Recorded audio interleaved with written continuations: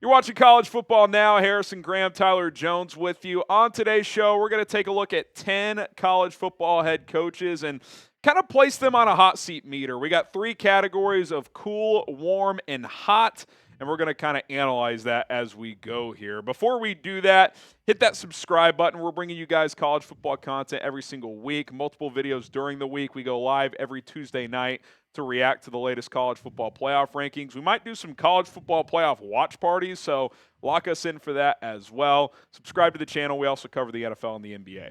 All right, let's start with Lincoln Riley, Tyler, who, you know, at the time when he went to USC, I don't blame him because they gave him over $100 million, but I always didn't love just the culture fit. He's a small Texas town kid going to L.A. Clearly it hasn't gone that well. I'll go warm because his buyout's huge. It's $90 million. Is USC ready to pay that? But I think he's back. But what if you lose to UCLA this week, then you play Notre Dame? You go 5-7, that could change pretty quickly, I think. So I'll go warm.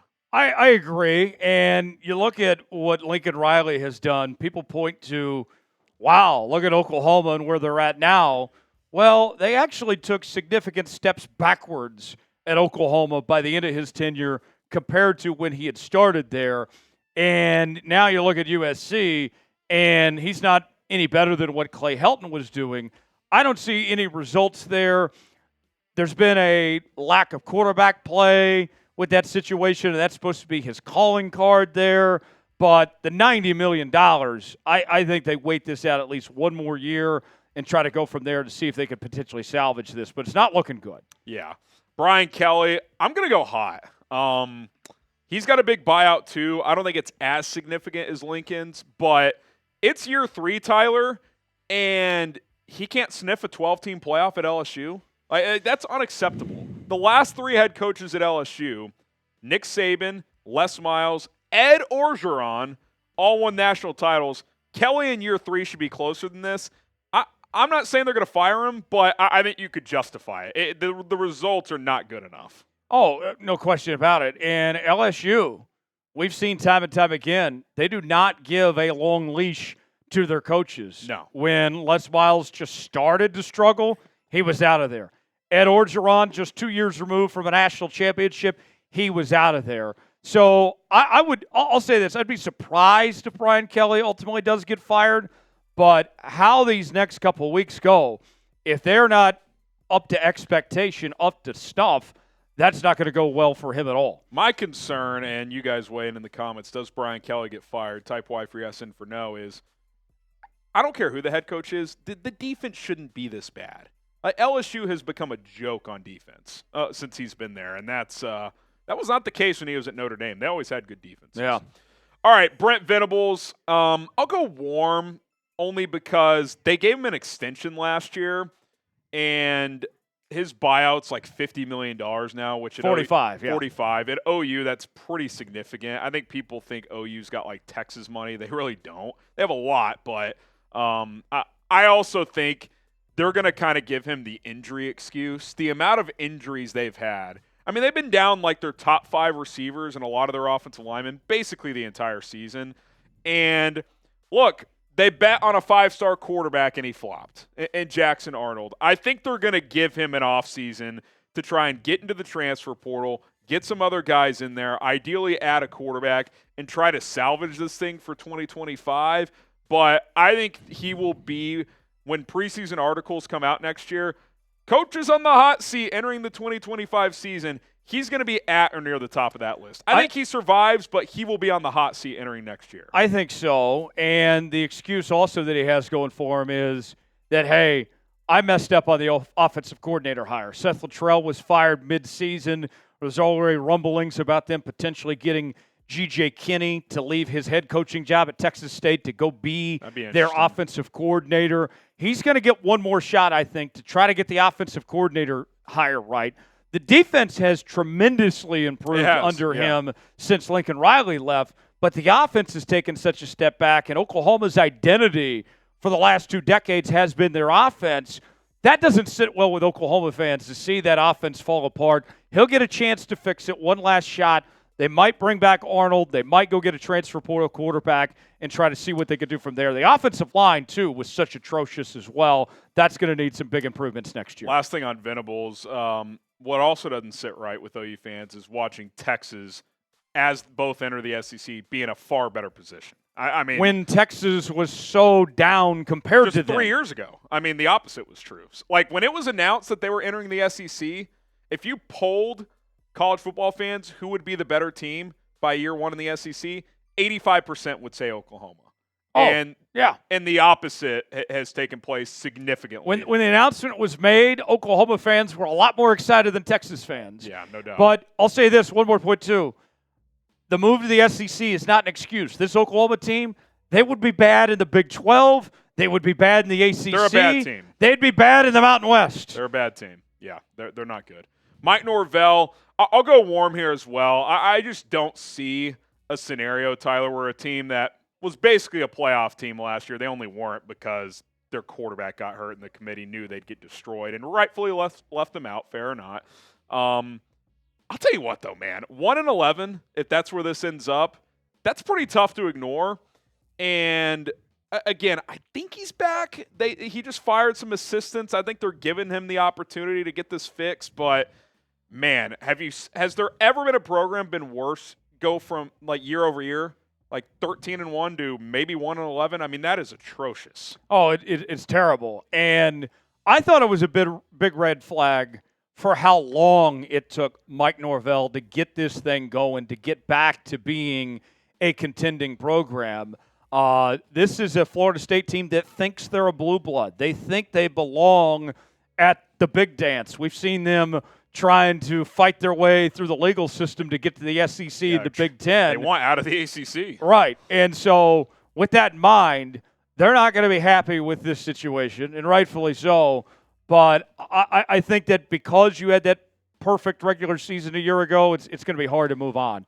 I don't think it happens, but if they caught wind that they could get Dion, I do wonder if they would take that chance because this Norvell thing, to your point, last year was awesome. Every other year there has been pretty underwhelming since he's been there, and this year's been a disaster. I mean, there's no way around it. Well, and then with Dion, he doesn't have the best relationship with Florida State these days. I don't know if he wants that job. How about Hugh Freeze at Auburn? Hot. I think it's hot. I know it's year two, but they're a bottom feeder in the SEC. And Auburn, I think they're kind of a delusional alumni base, but they feel like they should be at least in like the second tier of the SEC. They're one of the worst teams in the conference, and Hugh Freeze is supposed to be this offensive juggernaut. We saw what he did at Ole Miss. He upset Bama a couple of times. They're not close. I mean, they're bad. So Peyton Thorne was terrible. That was a terrible pickup. And to start him for a second year this year, I mean, that's kind of embarrassing. The one saving grace for him, we saw last year, they almost upset Alabama. You could argue they should have won that game. Oh, they should have. If they can find a way to pull that off, then that will do wonders. That will buy him, I think, plenty of time. If they beat Bama, he's for sure back. I don't think they want to fire a coach after 2 years. They just did that with Brian Harsin, but this is not what they signed up for. 9-3 or 9-13 in 2 years. I mean, you're not even a bowl team. It's bad, man. All right, 5 more coaches. Check out Prize Picks, today's sponsor. The best daily fantasy sports app in North America with 10 million users and counting is Prize Picks. Create an account today and take advantage of our deal, which is this. Go to prizepicks.com/CLNS. Use the code CLNS. They're going to give you a $50 bonus straight into your account when you just play for $5 initially. How awesome of a deal is that? And by the way, doesn't even matter if you win or lose that $5 entry. You'll get the additional $50 no matter what. Here's an example of what a lineup can look like. 2 or more players as long as they're on different teams. I got Jalen Milroe, more than 214.5 passing yards this weekend. Shedeur Sanders, less than 320.5 passing yards. That's 5 to win 15 on that entry. You can earn up to 100 times your money on certain entries. So go check it all out. PrizePicks.com/CLNS, the code CLNS. Get you that $50 bonus when you sign up. New customers only. Link will be in the comments and in the description of this video. Check out Prize Picks today. Pick more, pick less. It's Prize Picks. Go win some money. All right, we got 5 more coaches, on the hot seat meter. Mike Gundy, his seat's got to be pretty freaking hot, man. This feels like Gary Patterson at TCU, my alma mater, a few years ago, where it's like, I'm sure they don't want to, but Gundy, kind of like Patterson, is almost too old school, where, like, can he navigate these new waters? He hates NIL. He hates the portal. He hates that stuff. And it's one thing for Dabo to hate it and still win 9-10 games a year. This thing fell off a cliff this year. Last year, it looked like it was going to when they lost to South Alabama, and to his credit, they rallied. This year, they're 3-7, first time they've missed a bowl game, and they're underdogs in their final 2 games. They're probably going to go 3-9. It might just be time for a breakup. And I say this all the time, sports, life, whatever. Most good things don't end the way you want them to. Very few people get to leave on their own terms. Mike Gundy may not want to leave. Oklahoma State may have to just step in and say, hey, unless you're willing to adapt to what the sport is doing, you may not be a fit for what we're trying to accomplish here. What's so surprising, too, about this Oklahoma State situation with Gundy this year is they had the most experienced offensive line in college football coming back. They had a Heisman Trophy contender in Ollie Gordon also coming back. And they felt pretty good about their defense. And yet here they are still with 7 losses. It's been an epic failure for Mike Gundy. And I'll say this. I don't know, Harry, if they're going to necessarily fire him, but I could see him being pushed out like, hey, how does retirement sound with a little extra cash? Yeah, retirement.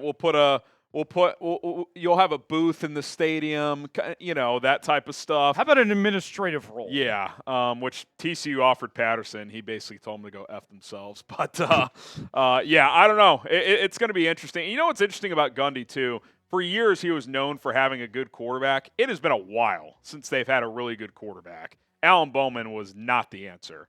All right, I'm going to go cool for Sherrone Moore. I wanted to include him because Michigan has fallen off.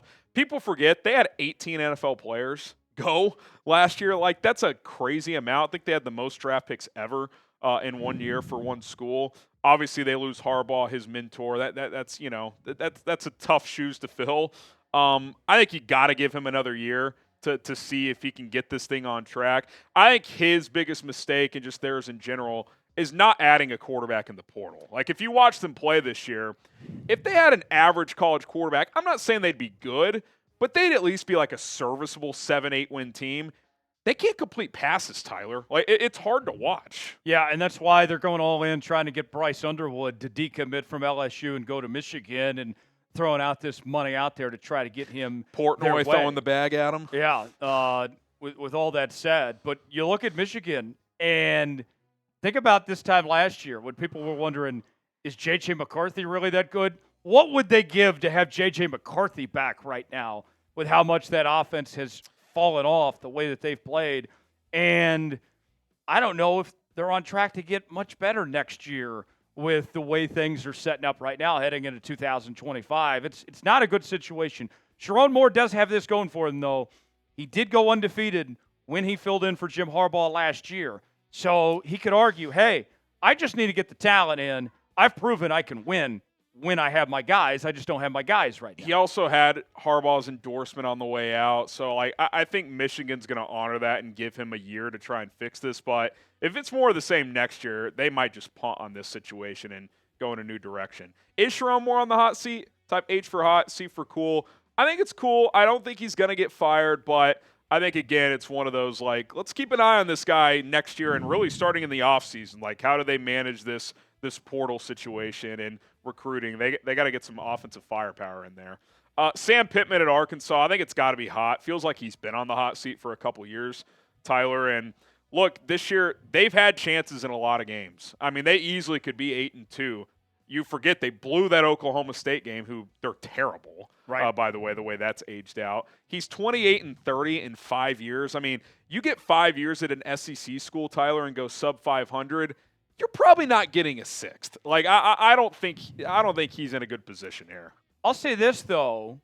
If Arkansas was going to move on from him, wouldn't they have done so by now and given Bobby Petrino a chance to see if Bobby could potentially turn things around? They haven't done that. They've stuck with their guns with Sam Pittman at this point. Also, Was talking to some people in Arkansas this week, Harry, some sauces, and there's rumblings about potential retirement for Sam Pittman. Okay. That could be his way out the door. Give him one more year, and if it doesn't work out, then him go off to the beach and hang out with Ed Orgeron. Is he going to recruit his own 26-year-old blondes to that yes. beach? Guz Malzahn, UCF. I think people forget he's the UCF coach. By the way, I was looking into this. I asked you earlier, is this his second or third year? It's actually his fourth year there. Doesn't feel like it. His first 2 years, they were 18-9 in the AAC, 2 9-win seasons. Pretty good. Not great, but pretty good. But in the Big 12, he's 9-12 in 2 years. And, you know, I viewed UCF going into a Power 5 conference as like, I think this is a team, a program that could become a blue blood, but could take off a little bit. They've got a ton of alumni. You would think they've got some boosters that would put some money into that program, and they're just not that competitive. I mean, they went in on KJ Jefferson. They had to bench him in the middle of the year because he was ineffective. His offense kind of feels expired because it was always predicated on just QB zone read, but you didn't necessarily have to be an effective passer. I think in today's college football, you got to have a quarterback who's effective throwing the ball. Well, and it kind of reminds me of his tenure at Auburn when they started out so hot, went to a national championship game, and then he faded as the years went by. And here we are at UCF, got off to a good start. We mentioned the 18-9 record in the AAC, but now 9-12 in the Big 12.